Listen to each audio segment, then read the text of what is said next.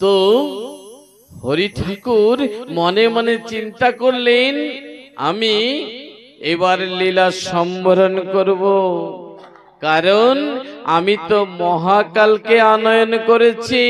এই মহাকালকে, মহাকাল রুদ্র অবতার শিব, মহাদেব, মহাদেবকে এনেছি। বাকি কর্ম মহাদেব নিজেই করবে। এই মহাদেবকে, মহাদেব ছিলেন গুরুচাঁদ। গুরুচাঁদ, উমাচরণ আর গুরুচরণ এই দুই ভাই ঠাকুরের পুত্র ছিলেন। গুরুচাঁদ ঠাকুরের লীলা এরপর প্রকাশ হবে যখন ঠাকুরের লীলা সম্বরণ হবে। যখন লীলা সম্বরণ করবে না, তখন কি করেছেন, সকল ভক্তদের ডেকে পাঠিয়েছেন, তোরা সকলে আমার কাছে একটু আসবি, আমি আর বেশি সময় তোদের মাঝে থাকবো না। কে কোথায় আছিস সবাই ছুটে আয়। এ কথা দেখতে দেখতে প্রত্যেক গ্রামে পৌঁছে গেল, আর ভক্তরা দলে দলে ছুটে এলেন। ঠাকুর আর থাকবে না, আমরা বাঁচবো কি নিয়ে? আমাদের একদিনে চলা বলা পূজা করা আমাদের স্বাধীনতা ছিল না। এই ঠাকুর আসার পরে আমরা বাঁচতে বাড়তে পেরেছি, সমাজের সঙ্গে আমরা তাল মিলিয়ে চলতে পারছি। ঠাকুর যদি চলে যায়, আবার যদি এমতো অবস্থা হয়, আমাদের পাশে কে দাঁড়াবে? তাই সকলে বিলম্ব না করে ঠাকুরের কাছে এলেন।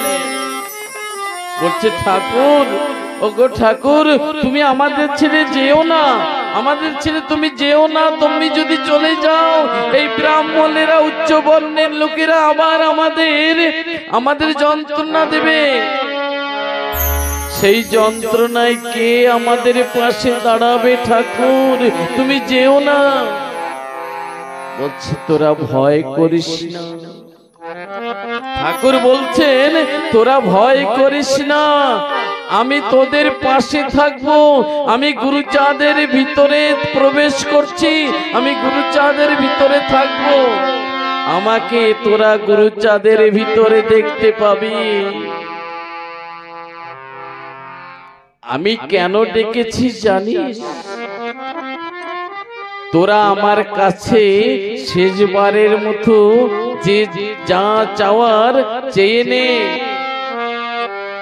বলছে, ঠাকুর, তুমি আমাকে এইটা দাও, তুমি আমাকে ওইটা করো, আমার ছেলে মেয়ের মানে যাতে ভালো হয় সেটা করো, আমরা যেন ভালো অবস্থাতে থাকতে পারি, আমাদের টাকা পয়সা যেন হয়। বিভিন্ন রকম ভাবে লোকে চেয়ে নিচ্ছে ঠাকুরের কাছে। ঠাকুর দুহাত ভরে আশীর্বাদ দিচ্ছেন সবাইকে। এক এক করে সবাই নিয়ে চলে গেল, কিন্তু একটি মানুষ পড়ে রইল, যার নাম দশরথ।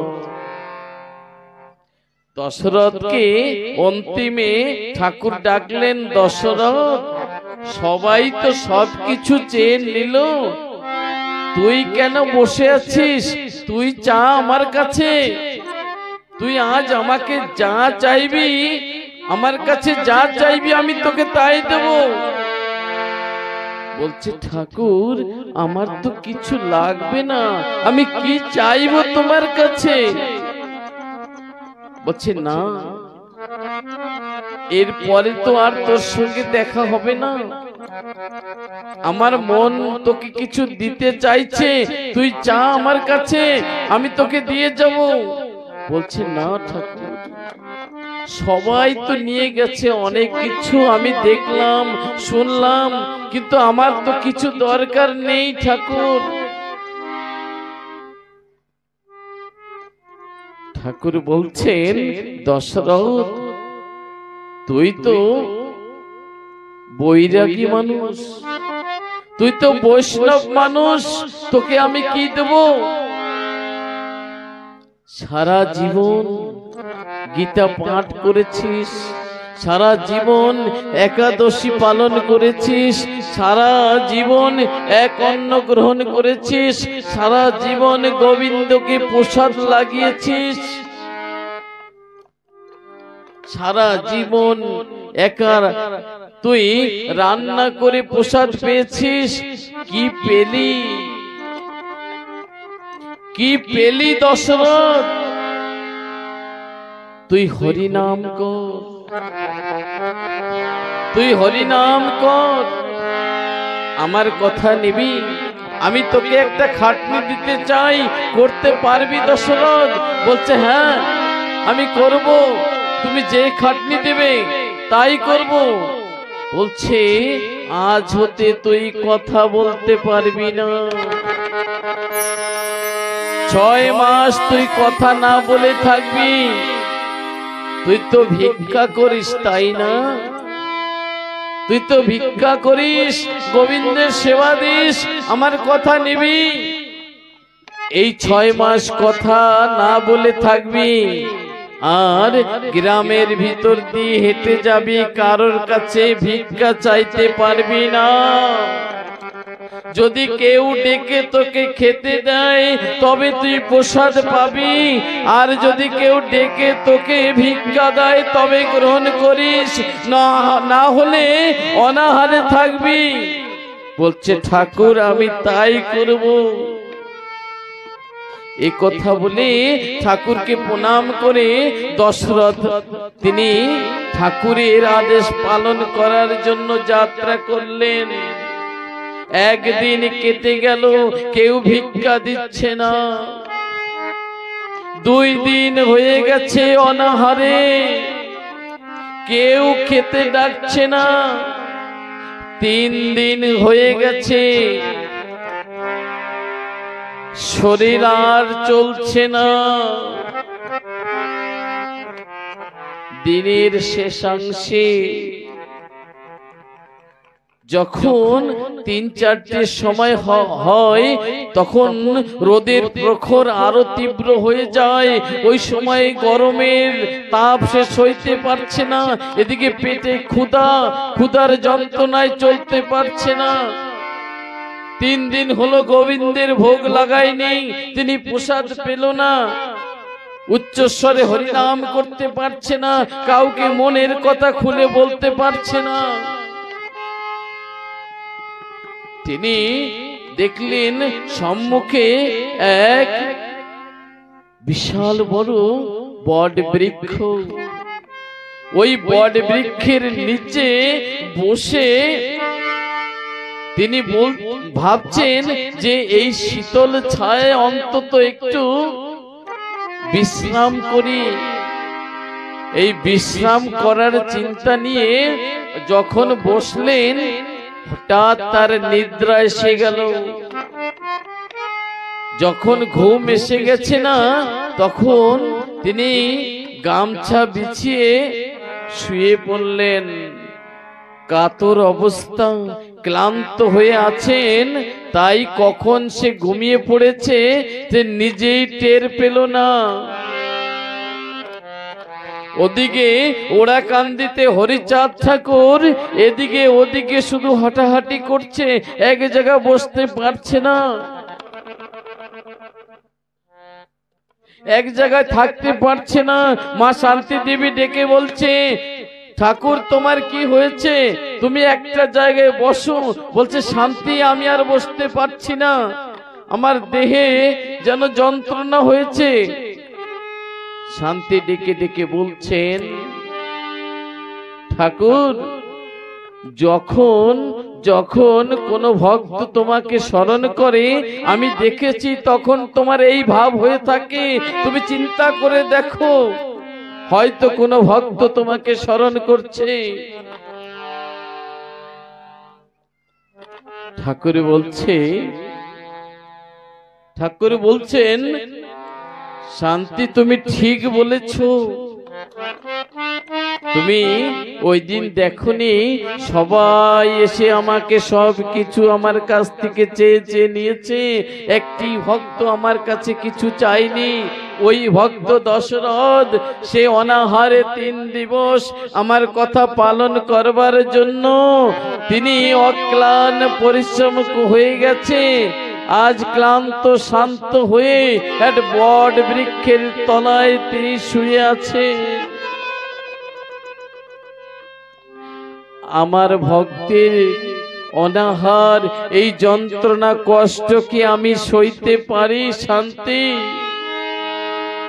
আমি কি করে ওই ভক্তকে শান্ত করব তাই ভাবছি শান্তি।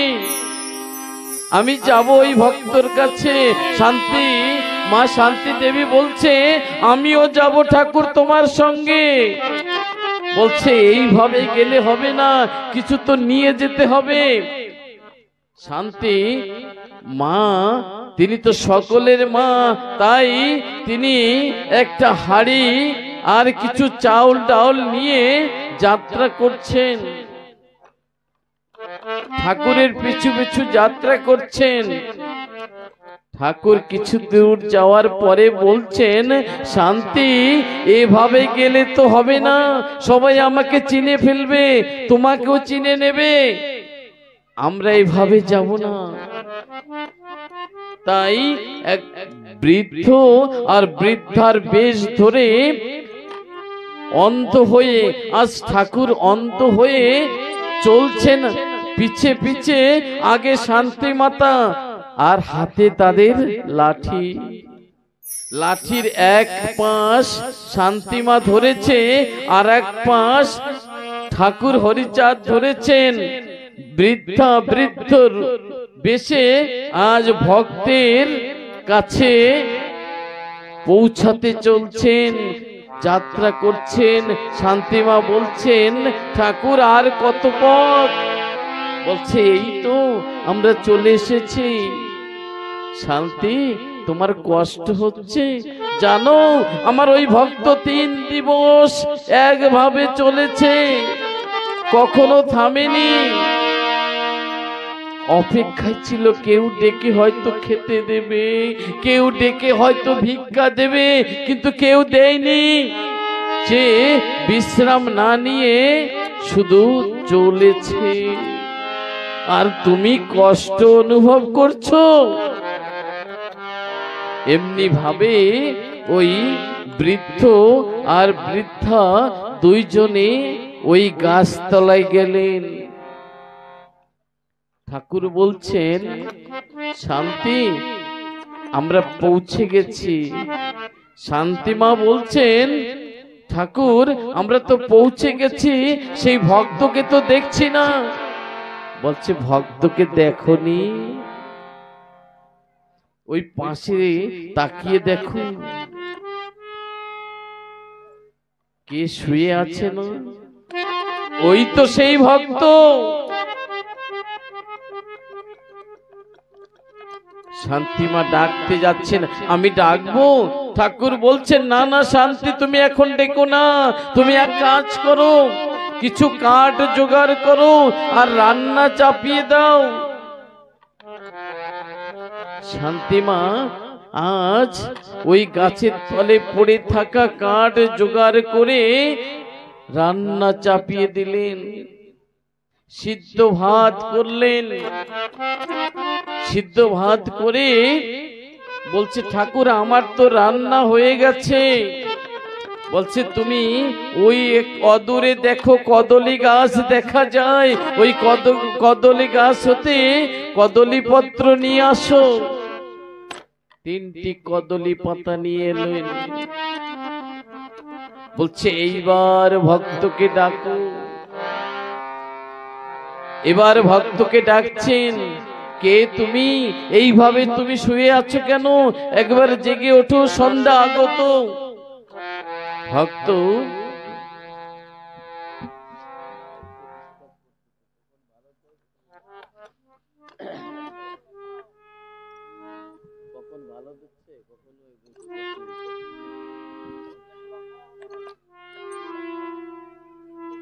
শান্তিমা কি করলেন? ওই কলা পাতায় ডেকে এনে খেতে দেবেন। আর ওই ভক্তকে জিজ্ঞাসা করেছিলেন, বলছে তুমি এইভাবে এখানে পড়ে আছো কেন, তোমার কি কেউ নেই? বলছে না মাগো, আমার তো কেউ নেই। আমি 3 দিবস হেঁটেছি, কেউ আমাকে ভিক্ষা দেয়নি, কেউ আমাকে খেতে দেয়নি। আমি ক্লান্ত হয়ে গাছের নিচে কখন ঘুমিয়ে পড়েছি আমিও জানি না।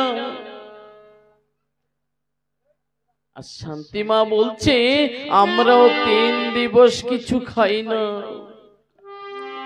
এক ভক্ত করুণা করেছে, আমাদের একটু চাউল দিয়েছে, তাই দিয়ে একটু রান্না করেছি, প্রসাদ বানিয়েছি, এসো আমরা 3 জন একত্রে প্রসাদ পাবো।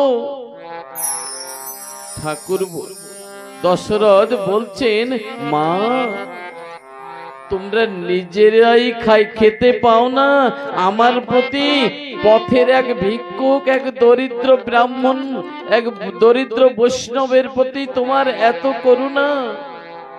বলছে তুমিও ভিখারি, আমিও ভিখারি। এক ভিখারি আর এক ভিখারির ব্যথা যদি না বুঝি, কাল আমারও তো এমন দিন হতে পারে। তাই 3 জন বসবেন। 3 পাতায় যখন ভাত বাড়তে গিয়েছেন, ঠাকুর বলছেন না শান্তি, একটি পাতায় তুমি ভাত বাড়ো, একটি পাতায় প্রসাদ দেবে। বলছে কেন, আমরা প্রসাদ পাবো না? বলছে এখন সময় হয়নি, আগে আমরা অতীত সেবা করব, তারপরে প্রসাদ পাবো। আজ শান্তিমা কলা পাতায় প্রসাদ তৈরি করেছে এবং ঠাকুরকে জিজ্ঞাসা করছে, ঠাকুর আমার তো হয়ে গেছে প্রসাদ, আমার তো প্রসাদ তৈরি করা হয়ে গেছে। বলছে ওই ভিক্ষুককে ডেকে আনো, ওই ভিক্ষুককে এবার ডেকে আনো। ওই ভিক্ষুককে ডেকে আনলেন। ভিক্ষুক বলছেন যে তোমরা আগে খাবে, তারপরে আমি প্রসাদ পাবো। বলছে না, তুমি তো আমাদের অতিথি, আগে অতিথি সেবা করব। আর তুমি না বৈষ্ণব, আমি আগে বৈষ্ণব সেবা করব, তারপরে প্রসাদ পাবো। এমনি করে আজ প্রসাদ খাইয়ে দিচ্ছেন শান্তিমা, দশরথকে প্রসাদ খাইয়ে দিচ্ছেন। ঠাকুর নিজে প্রসাদ হাতে তুলে ভক্তকে সেবা দিচ্ছেন। বলছে আগে ভক্ত সেবা হবে, আগে অতিথি সেবা হবে, আগে বৈষ্ণব সেবা, তারপরে গৃহস্থ সেবা হবে।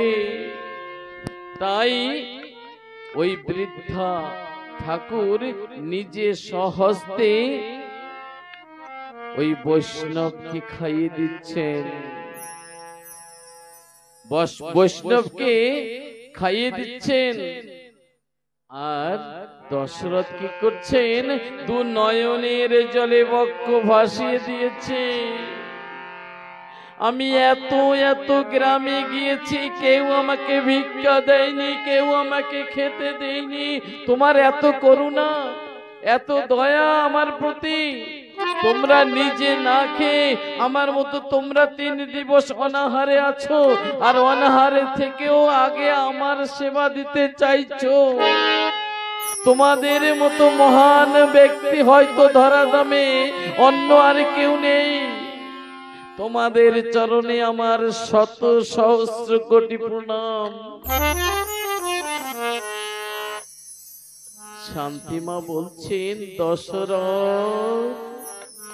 দশরথ তুই আমাকে চিনলি না, আমি যে তোর মা শান্তি।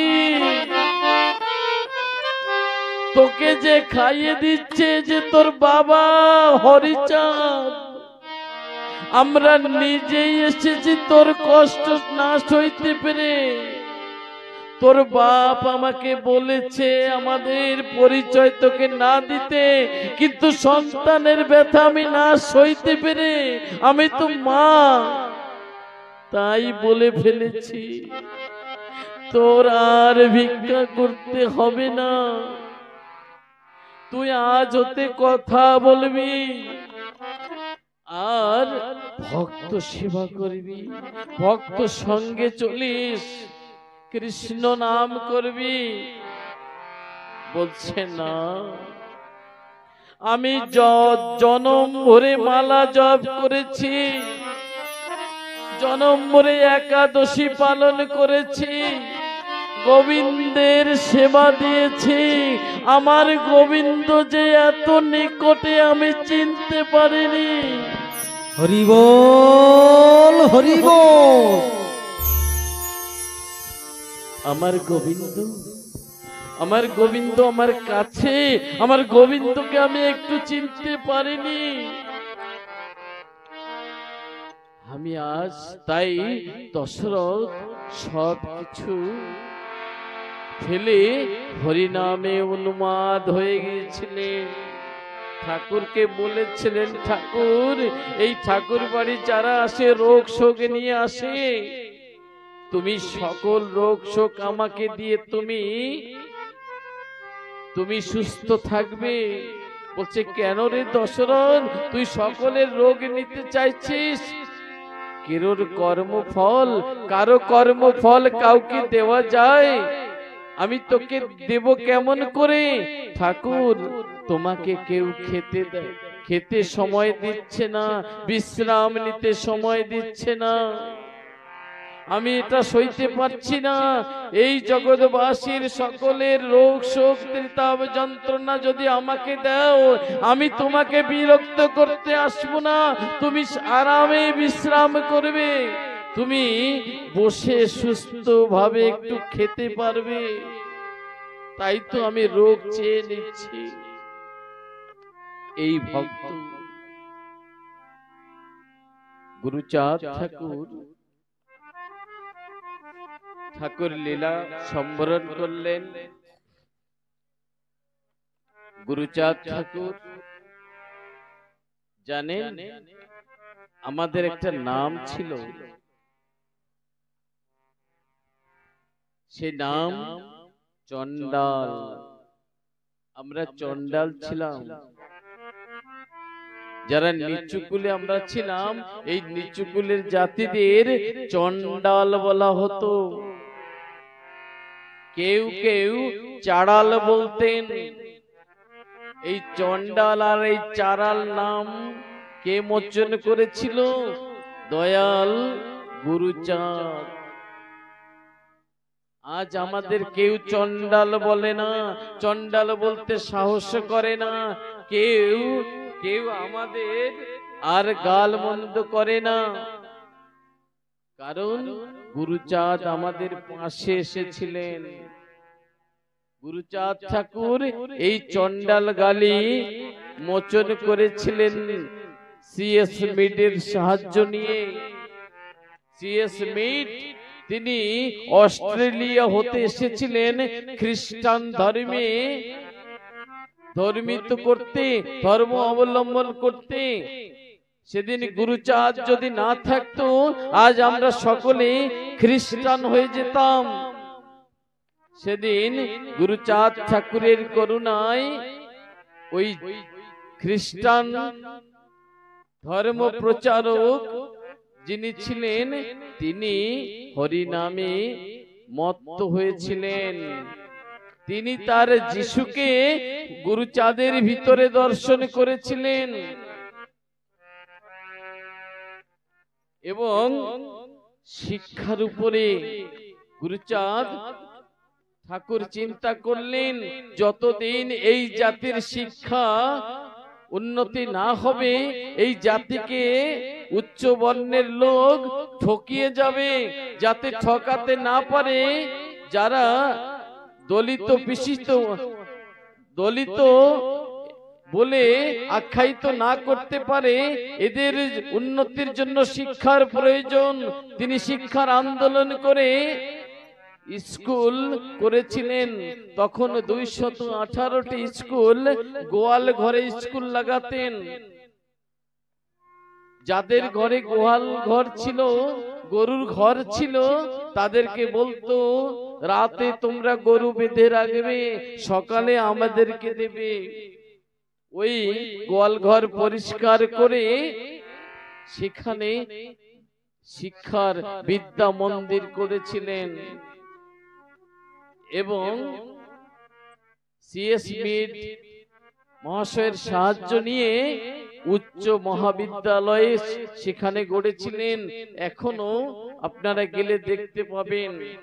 আর সেই শিক্ষা মন্দিরের, সেই উচ্চ বিদ্যালয়ে গেটের সামনে যে চিত্র আছে না, যেখানে বসে আছেন, এই মন্দিরের গেটেও তেমনি করে নকশা করা। তো আজ গুরুচাঁদ ঠাকুর তিনি আমাদের জন্য কি কি না করেছেন, আমরা যেন কোন সময় গুরুচাঁদ ঠাকুরকে না ভুলি। আমরা যে যেই নামে আশ্রিত আছি, যে নামে আছি সেই নাম করি, কিন্তু তার মধ্যে দিয়ে আমাদের জাতিকে যে বাঁচিয়েছেন, মুক্তভাবে হরি নাম কৃষ্ণ নাম করার সুযোগ দিয়েছে, তাকে যেন আমরা না ভুলি। এই জাতির পিতা হিসাবে আমার গুরুচাঁদ পরিগণিত। জানেন, মিয়া, মিয়া মানে মুসলমান, মুসলমানের আরেকটি নাম জবন। এই মুসলমানরা আমাদের উপরে কি অত্যাচার করত। এই হিন্দুদের ঘরের সুন্দর সুন্দর মেয়েদের এই মুসলমান ঘরের ছেলেরা তুলে নিয়ে যেত। 3 কোড়ি নামের এক যুবক, তিনি এই দশরথের কন্যা, দশরথের স্ত্রী মালাবতী আর দশরথের কন্যা মালঞ্চকে তুলে নিয়ে যায়।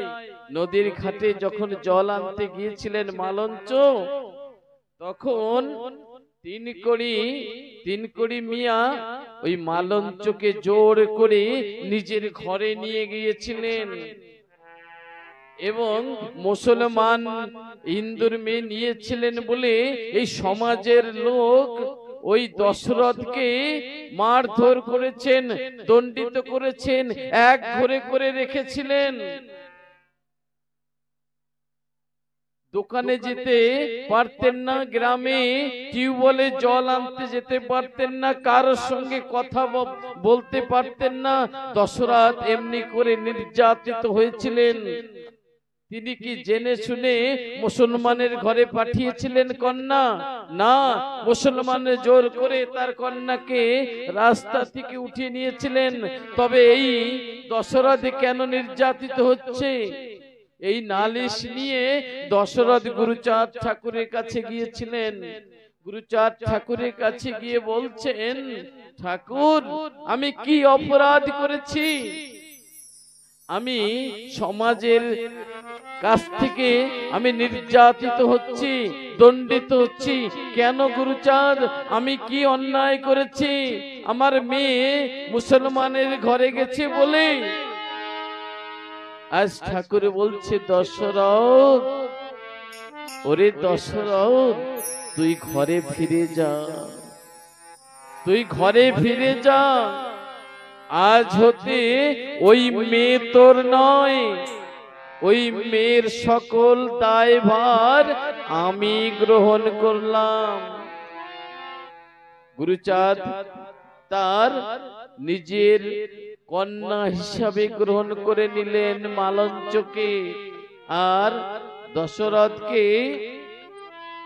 দশরথকে পাঠিয়ে দিলেন বাড়িতে। এবং 3 কোড়ি মালঞ্চকে নিয়ে আধার অন্ধকার কক্ষের ভিতরে শুয়েছিলেন। তখন বাতি জ্বালাতে হতো, বাতি নিভিয়ে স্বামী স্ত্রী 2 জন শুয়ে আছেন ঘরে। অন্ধকার রাতের ভিতরে ঘুমের ঘরে স্বপ্ন দেখছেন মালঞ্চ, তাদের ঘরে ঘর আলো করে গুরুচাঁদ ঠাকুর প্রবেশ করেছেন, তাকে বসতে দিচ্ছেন, বলছেন বাবা তুমি আমার ঘরে এসেছো। গুরুচাঁদ ঠাকুর বলছেন মা মালঞ্চ তুই আর চিন্তা করিস না, আমি এসে গেছি। এমনি ভাবে স্বপ্ন দেখছিলেন, স্বপ্ন দেখতে দেখতে এক সময় চোখ খুলে দেখছেন কে যেন ডাকছে। গুরুচাঁদ ঠাকুর ডাকছেন মালঞ্চ, মালঞ্চ মা আমি এসে গেছি।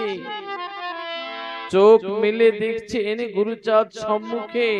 এর আগে কোনোদিন গুরুচাঁদ ঠাকুরকে দেখেনি মালঞ্চ, তাই মনে করছে আমি স্বপ্ন দেখছি না এটা আমার বাস্তব, আমি স্বপ্ন দেখছি না এটা বাস্তব। গুরুচাঁদ বলছে তোর বিশ্বাস হচ্ছে না মালঞ্চ, তোর বিশ্বাস হচ্ছে না, একবার স্পর্শ করে দেখ, একবার স্পর্শ করে দেখ না আমাকে। মালঞ্চ বলছেন গুরুচাঁদ ঠাকুরকে বাবা সত্যি তুমি এসেছো আমার ঘরে, তোমার দয়ার সীমা নাই।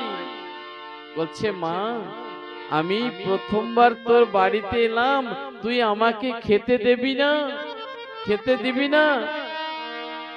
বলছে বাবা আমার ঘরে তো এক মুষ্টি তন্ডুল নাই, আমার এক খেতে দেব এমন কিছু আমার ঘরে নাই, বসতে দেব কোথায় এমন একটা জায়গা নেই, তোমার মেয়ে যে গরিব।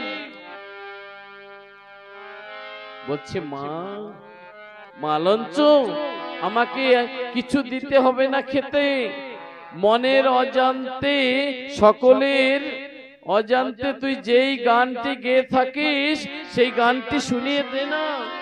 তিনি গান শুনিয়েছিলেন, ঠাকুর তৃপ্তি হয়েছিলেন। মন মালি তোর দিল বাগিচায় ফুটলো রে আজ ভক্তি মুকুল। এই গানটি শোনার পরে গুরুচাঁদ বলছে আহ মা তুই আমাকে কি গান শোনালি রে মা। এমনি করে তিনি ভক্তের পাশে দাঁড়িয়েছিলেন। একদিন ভক্তরা সবাই ডেকেছেন, ডেকে বলছেন ঠাকুর তোমার বড় ভক্ত নাকি অশ্বিনী। কেমন বড় ভক্ত? আমরা যখন ওই দাদার বাড়িতে যাই তখন ওই দাদা কি করে জানো? ওই দাদা ভিক্ষা করতে যায়। ওই গ্রামবাসী ভিক্ষা দিলে ওই ভিক্ষায় পাওয়া প্রসাদ দেয় তবেই খাই, আমরা লজ্জিত হই। তুমি আমার দাদাকে একটু কৃপা করো না। গুরুচাঁদ ঠাকুর বলছেন ঠিক আছে তোর দাদাকে ডাক, অশ্বিনীকে ডেকে পাঠা। এমনি সময় যাদব ছুটে গেলেন ঘরের পিছনে, ঠাকুর বাড়ির পিছনে বেগুন ক্ষেত পরিষ্কার করছিলেন অশ্বিনী।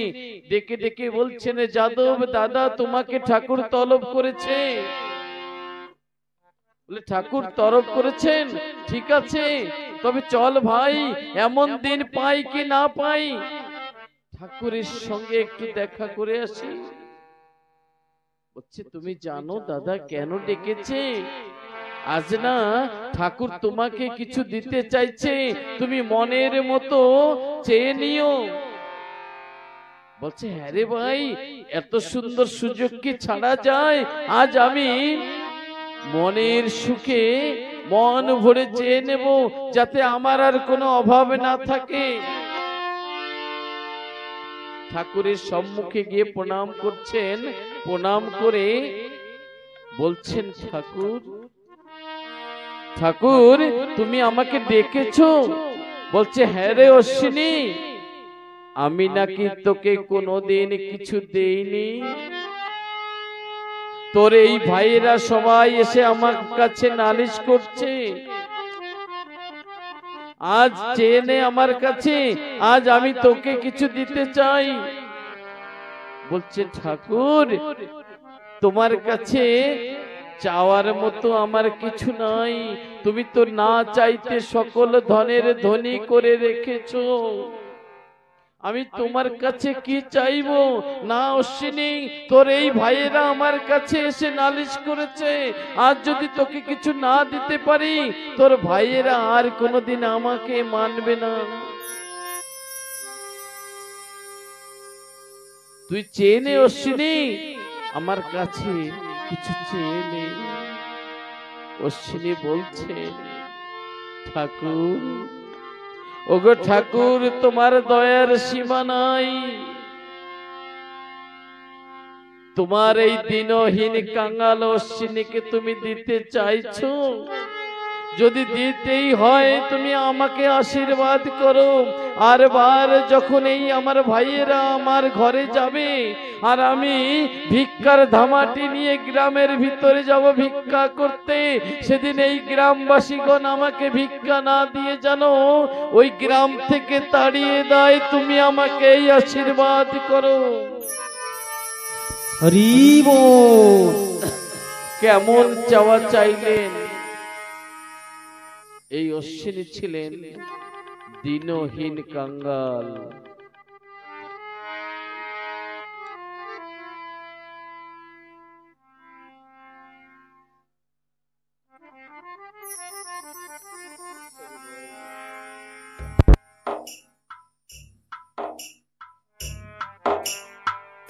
দিনহীন কাঙ্গাল অশ্বিনী জনমের মতো চাইলেন যে আমি যেন আর কোনদিন এই অতিথি সেবার জন্য ভিক্ষাও না পাই। হে পরম দয়াল, তুমি আমাকে সেই আশীর্বাদ করো। ভক্ত কেমন? ভক্ত নিজের আত্মসুখ চায় না, ভক্ত সব সময় ঠাকুরের সুখ শান্তি চিন্তা করে। ঠাকুর কিসে ভালো থাকবে? ভক্তের বলতে শিখতে হয়, হে ঠাকুর তুমি ভালো থাকো, তুমি ভালো থাকলে আমি ভালো থাকবো।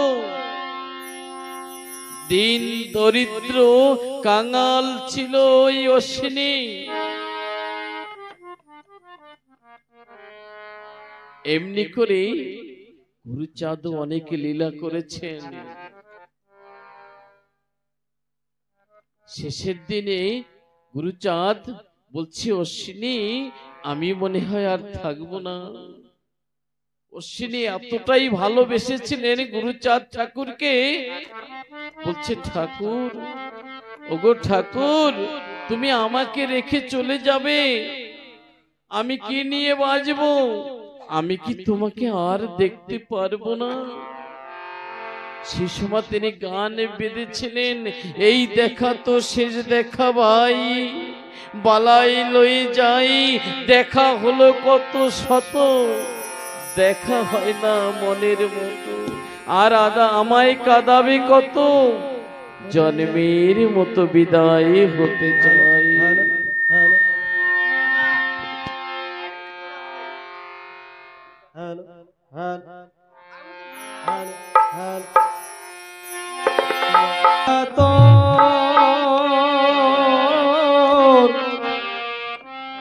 শেষ দেখা ভাই, হরি বল হরি বল। বালাই লয়ে যা, আজ আমরা বসে আছি, কাল দেখা হতে পারে না হতে পারে। আমাদের কাছে দেখা মৃত্যুর কোনো ঘটনা জানা নাই, কখন মৃত্যু হবে। তাই আজকের দেখা হয়তো শেষ দেখা, কাল আমি থাকতেও পারি না থাকতে পারি। তাই অশ্বিনী ওরে বালাই লয়ে যা, কেউ যাবেন না, এখনই বিশ্রাম হয়ে যাবে এই সঙ্গীতের পরে। দেখা হলো কত শত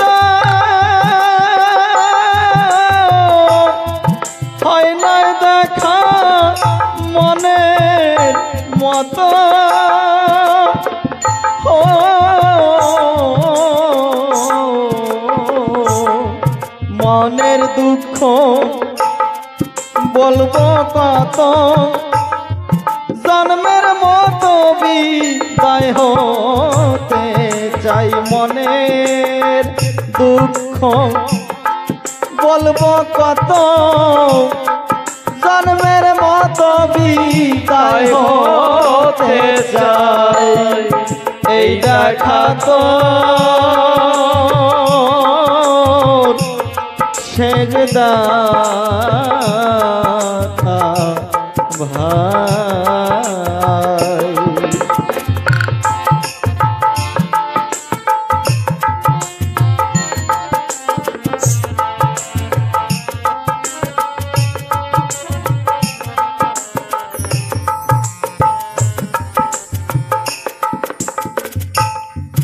যাহবার তা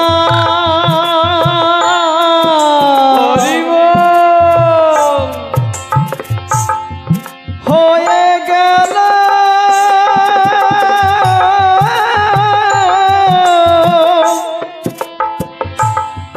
ভবের খেলা সালো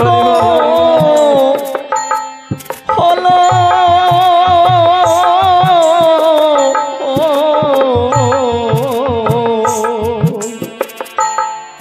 বন্ধু বর্গে হরি বলো, বন্ধু বর্গে হরি বলো, যার আমি ভাই তারে জানো পাই।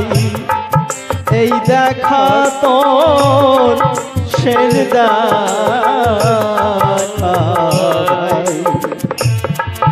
বালাই লয়ে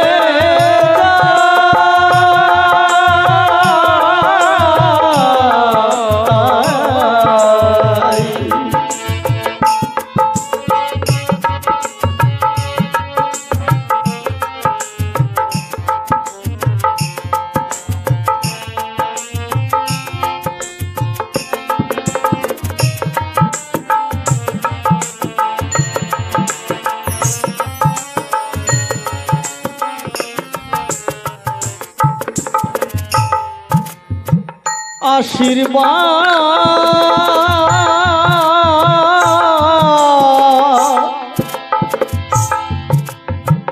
কর সকলি। হরি বল হরি বল। ওরে আমার শিরে দিয়ে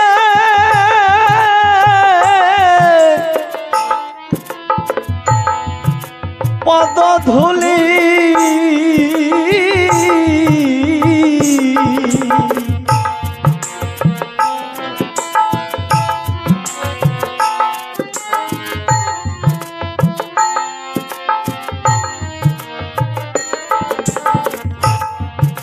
আশীর্বাদ কর সকলে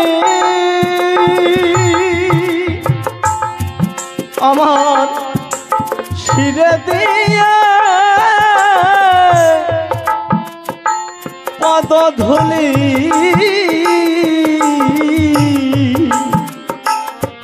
আমি মুখে যেন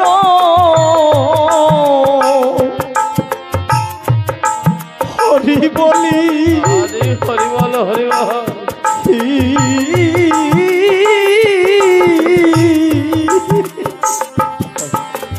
আমি মুখে যেন হরি বলি, হরি বল হরি বল।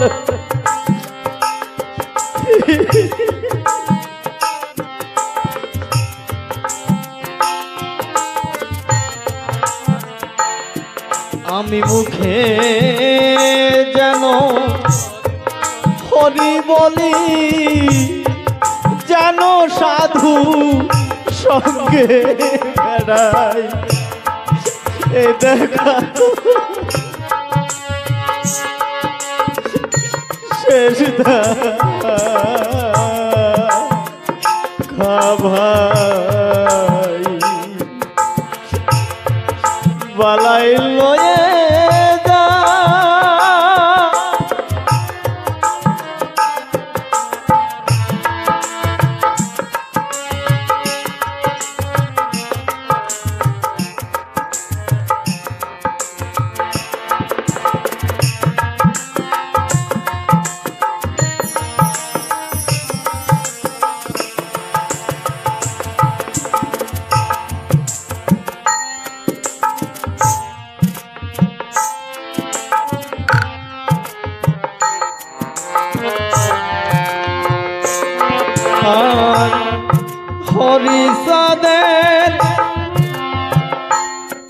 ভক্তের সঙ্গে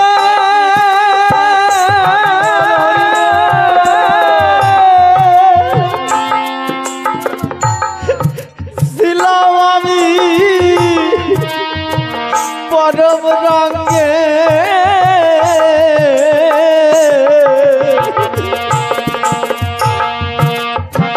হরিচরণে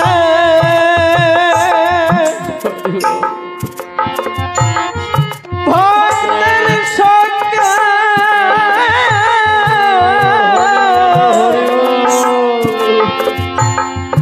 ছিলাম আমি পরম রঙে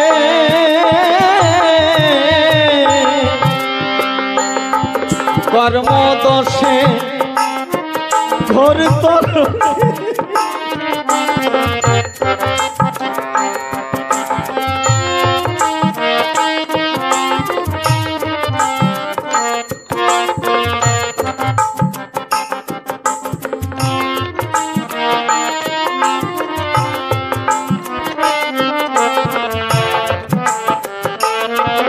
আমি কর্ম দোষে ঘোর তরঙ্গে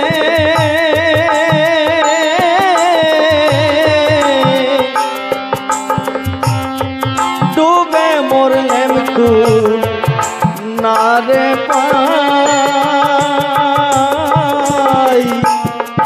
এই দেখা তোর সেজদা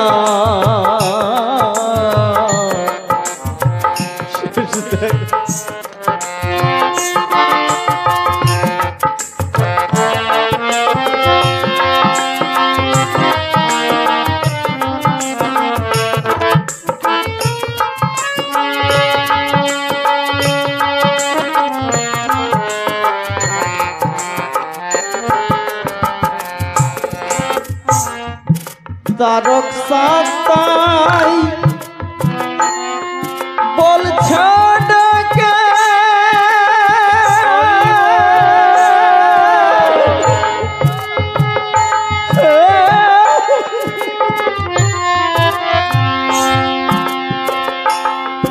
ভবের ভাষ্য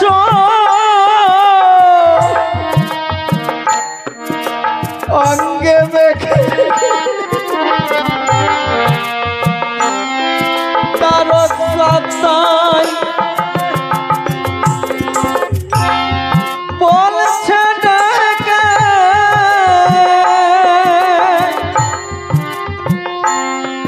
ভবের ভাষ্য অঙ্গে মেখে কাজ গিরে তো গৃহে থেকে কাজ গিরে তো গৃহে থেকে অশ্বিনী তাই তো রে সুধাই এ দেখা তোর সেজদা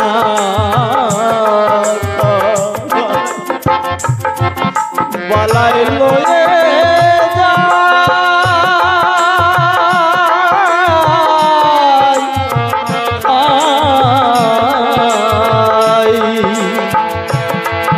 এই দেখা তোর সেজদা ভাই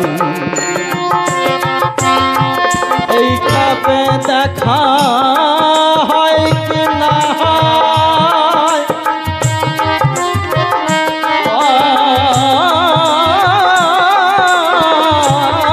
হয়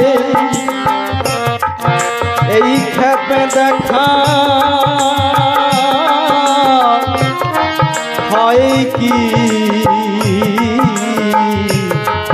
না হয় বালাই লয়ে যায়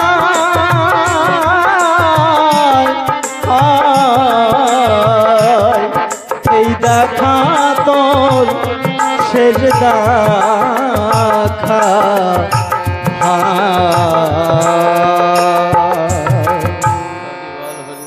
হরি বল।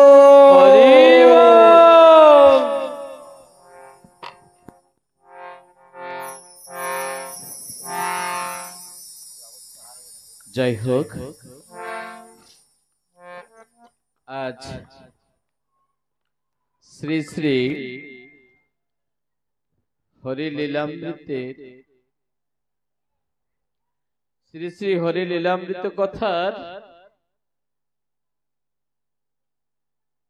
আজ বিশ্রাম দিবস। এই 3 দিন ধরে আমরা অনেক কথা শুনেছি, বহু কথা আছে বাকি। যতটুক যা আমরা শুনেছি অন্তত চেষ্টা করব এর 2-1 কথা ধারণ করে জীবনে পালন করব, জীবনকে শুধরে নেব। আমরা যেন এক হরি ভক্ত হতে পারি, একজন কৃষ্ণ ভক্ত হতে পারি, আমি যেন আমার ইষ্ট দেবকে পেতে পারি। এই গানের ভিতরে শুনলেন না, এই গানের ভিতরে কি গাইছেন? এই হরি ভক্তের সঙ্গে ছিলাম আমি পরমানন্দে। যে কোনো সময়ে কালরূপী মৃত্যু এসে আমাকে গ্রাস করবেই। আমরা ধরা দামে কেন এসেছি? মরতে এসেছি। এই জায়গাটার নাম কি? এই জায়গাটার নাম কি আমরা জানি? অনেকে জানি, অনেকে স্মরণ নেই। এই জায়গাটার নাম হলো মর্তধাম। কেন মর্তধাম রাখা হয়েছে জানি? এই মানুষ মরতে আসে যেই জায়গাটা, সেই জায়গাটার নাম হলো মর্তধাম। আমরা এখানে মরতে এসেছি। দেখবেন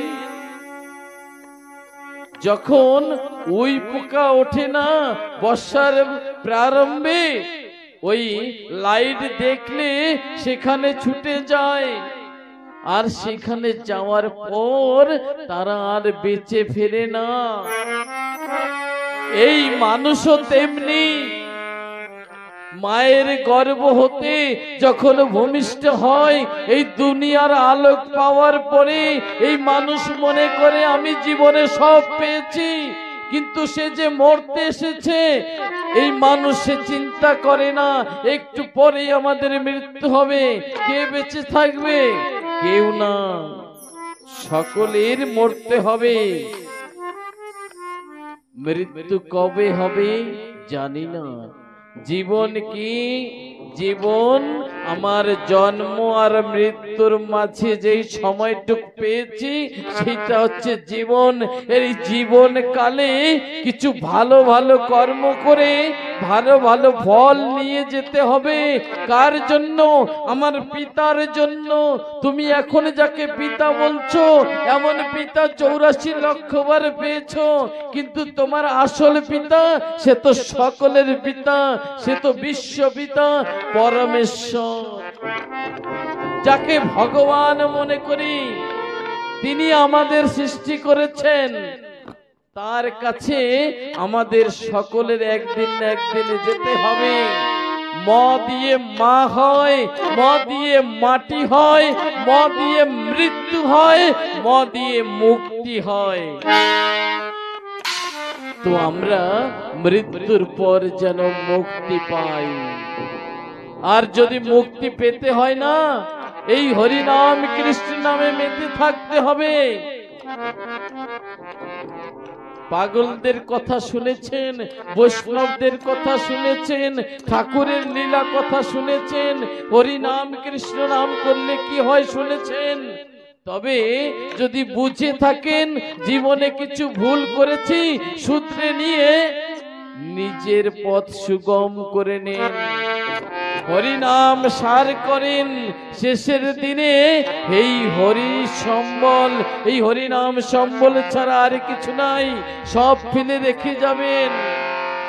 কিছু আমরা নিতে পারবো না,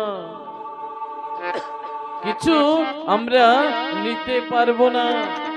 আজ কথা আমরা বিশ্রাম এখানে দিচ্ছি, তাই বলে যাচ্ছি।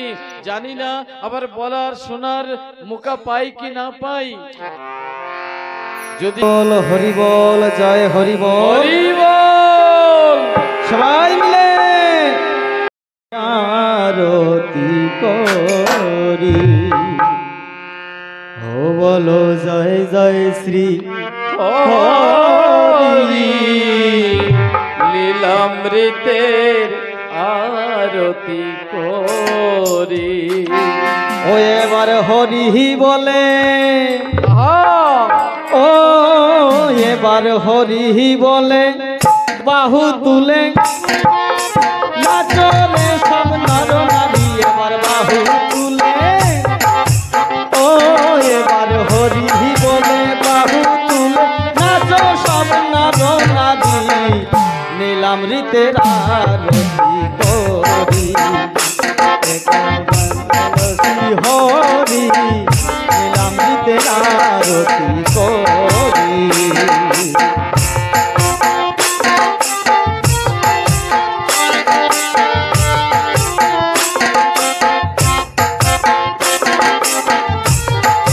হরি বল, হরি বল।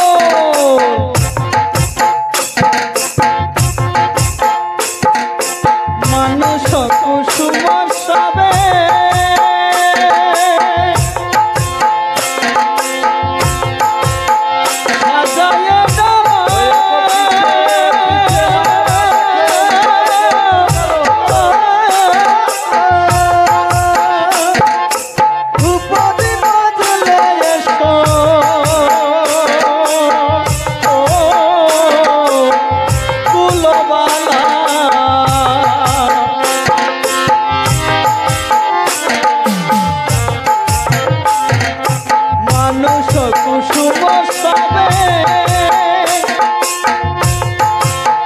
সাজায়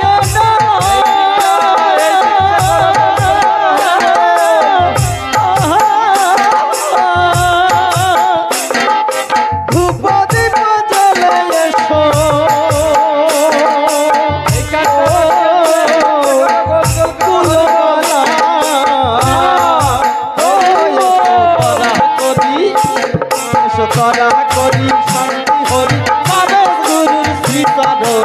শান্তি হরি এবার শান্তি হরি, ও এবার করা করি শান্তি হরি পাবে শ্রীচরণ তরি। নীলামৃতের আরতি করি। বলো জয় জয় শ্রী হরি। নীলামৃতের আরতি করি। হরি বল।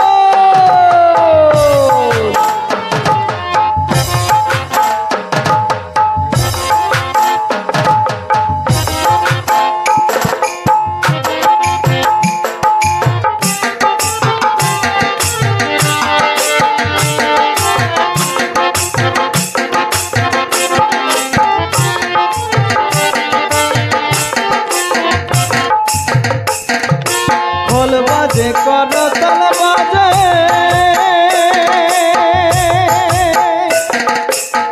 দিয়ে শঙ্খর ধ্বনি।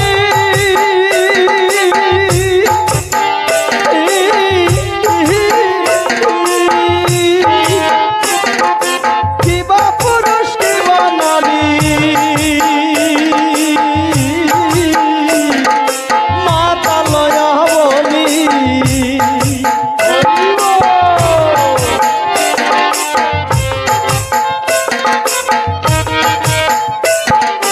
ঢোল বাজে করতাল বাজে দিয়ে শঙ্খর ধ্বনি।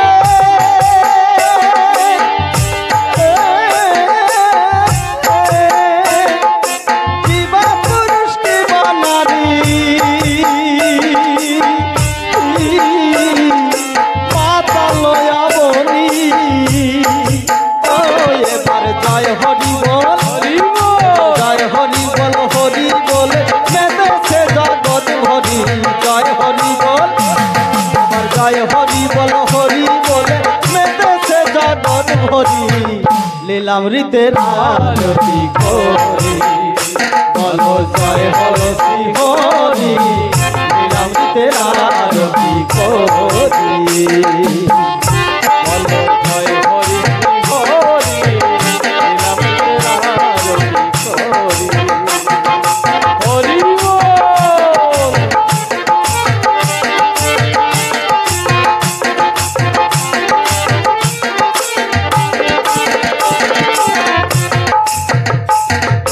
চন্দ্র সূর্য দেবতা গানে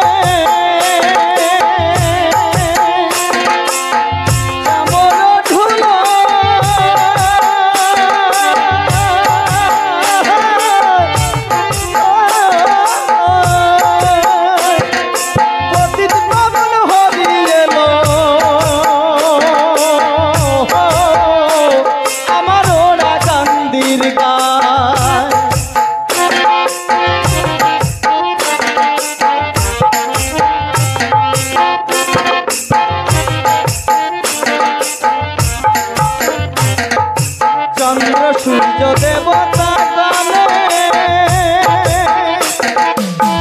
রামর ধুলা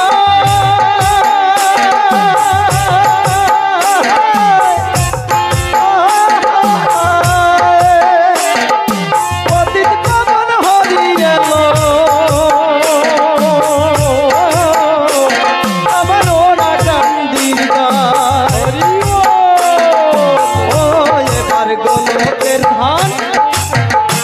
এবার গোলকের ধান পেল আপন মনটা প্রাণটা জোড়াবি এবার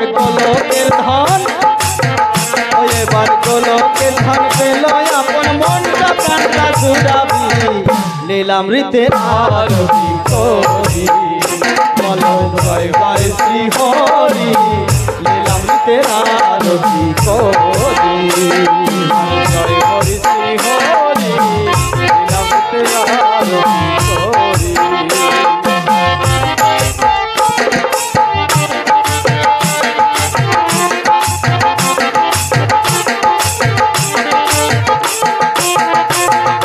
হরি বল।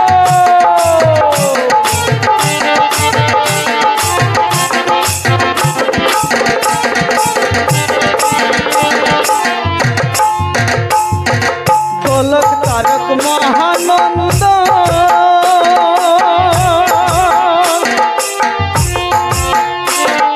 হরি প্রেম দিলা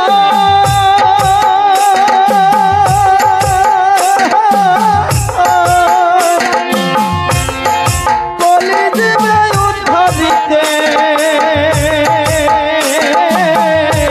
আমার হরি হল উদয়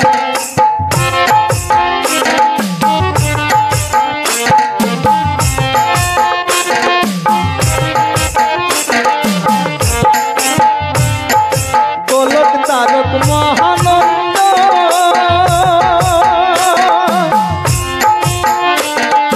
হরি প্রেম বিলা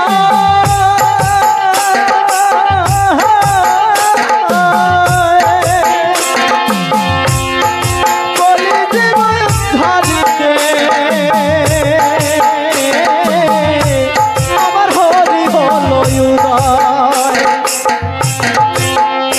এমন প্রেমের বাজার ও এমন প্রেমের বাজার হবে না আর ধুলাই দাও গড়া গড়ি প্রেমের বাজার এমন প্রেমের বাজার হবে না আর ধুলাই দাও গড়া গড়ি লীলামৃতের আরতি করি বলো জয় হরি শ্রী হরি লীলামৃতের আরতি করি বলো জয় হরি শ্রী হরি লীলামৃতে আরতি করি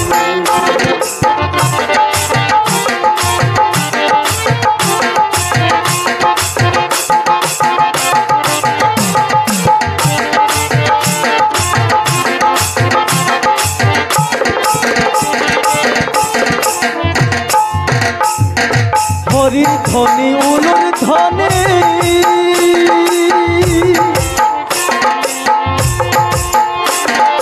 কররে সকলে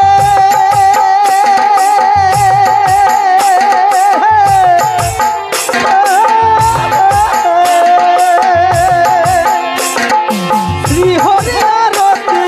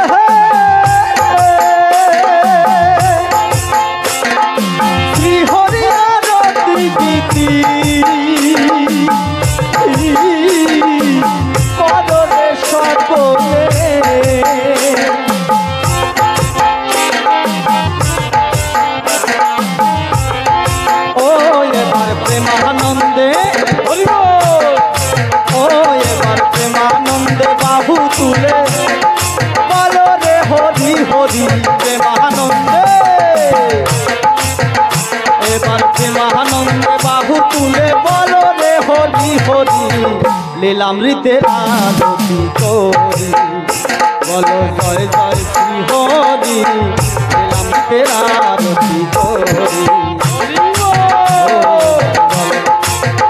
বলো জয় জয় শ্রী হরি লীলামৃতের আরতি করি এবার হরি বলে ও এবার হরি বলে এবার হরি বলে বাহু তুলে নাচে রে নাচো নাচে লীলামৃতের আরতি করি এবার জয় জয় শ্রী হরি লীলামৃতের আরতি করি বলো জয় জয় শ্রী হরি লীলামৃতের আরতি করি বলো জয় জয় শ্রী হরি লীলামৃতের আরতি করি